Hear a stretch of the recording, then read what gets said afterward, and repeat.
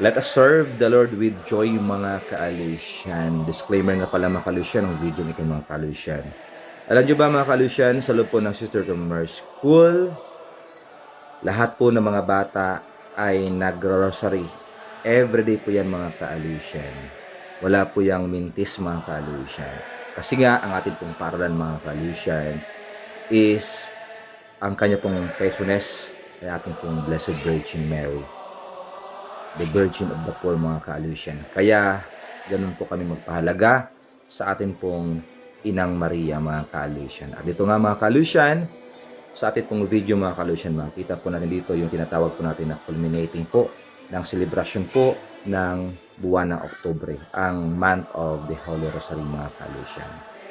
So makita niyo, mga ka-Alusyan, nagdasal po yung atin pong mga kabataan, mga sisters sa loob po ng Sisters of Mary School. That's how we celebrate the month of Rosary, mga ka-Alusyan, sa loob po ng ating pong paaralan ng Sisters of Mary School. At ako bilang Alusyan, bilang alumni, mga ka-Alusyan, I'm so proud po na ako po ay naging bahagi ng Sisters of Mary School. Dahil po dyan, mga ka-Alusyan, natutunan ko po kung paano magdasal po ng Holy Rosary.